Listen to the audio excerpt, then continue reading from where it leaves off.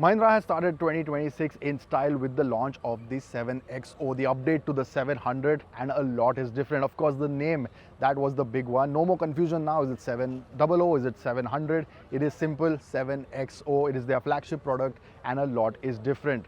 And the prices are out as well. 13.66 lakh starting price for the petrol, 14.96 lakh for the diesel. We don't know the full price list yet, that we'll get to know soon, but this is what's it at, and let me tell you exactly what all is new. Now the big change of course is up front. You get a bolder grille with a lot more bling. There's some more bling on the lower half of the bumper as well, thanks to these jewel-like fog lamps, and of course it is a bit more bold and aggressive now. But they've not managed to stray too far from the original design, the 700. This still is that recognizable look. Of course, the headlamps have been updated as well. A lot more detailing in them now, the C-shaped DRLs. So definitely is a bit newer and a bit more dynamic this time around. But overall, they've managed to keep it that way. And that is the brief that was given as well. Don't stray too far from the original. Let it be recognizable as a 700 family car. So it is a 7XO, of course, but with a new look. Now over to the side, what they've done is managed to retain the silhouette of the XUV 700. What we've seen earlier, that design, that shape is very much unchanged, but of course it has been refreshed. You get a new design for the 19-inch alloy wheels. You get some black, piano black cladding as well. A bit difficult to keep clean or maintain, but it definitely adds a bit more of that plushness. Dimension-wise, no change. Length, wheelbase, it all remains the same. So you have that strong road presence, but you have a bit more sharper design over to the side now. And it's the same story at the rear as well. Not big in terms of changes. You have these minor differences when it comes to the tail lamps, new LED DRL signatures.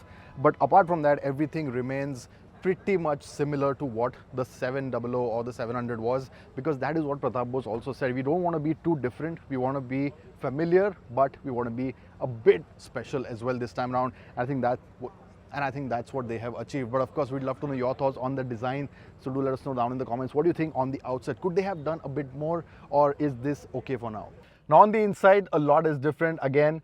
The big one is of course the upholstery. Now these are the top spec cars, the AX7s, which is why you get this dual tone between bright and this nice tan leatherette upholstery, which looks very, very premium. But again, bright upholstery in our conditions is very difficult to maintain. If you go under AX7, that is when you start getting the darker upholstery, which is a lot easier to maintain. But of course, I'm sure you can spec this at the dealership as well.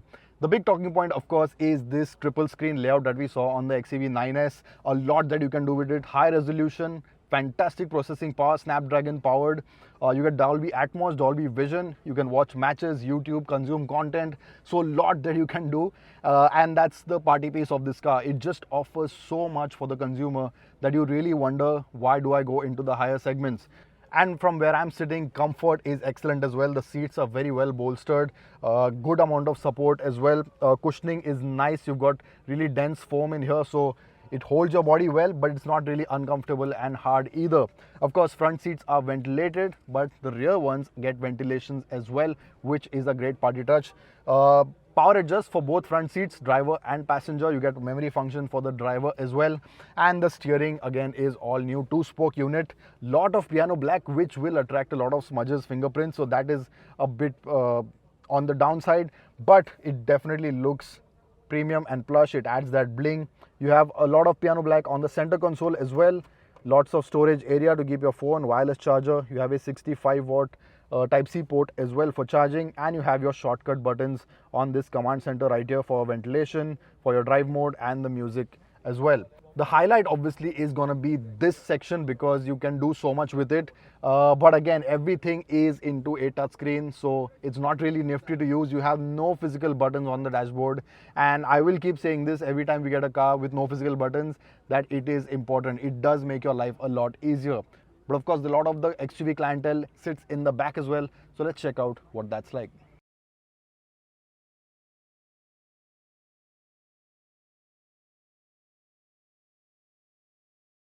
So in the backseat of the 7XO, like I mentioned, no big change in terms of the wheelbase or length, so space is not too different. And that was never really an issue. I have a good amount of knee room, headroom is not a problem either. Massive panoramic sunroof that brings in a lot of light, makes the cabin a lot more airy. And this bright upholstery is really bright because you have the back of the front seats facing you as well.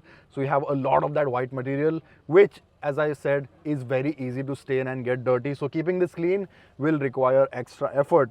3 in the back will be comfortable as well. The car has a good amount of width.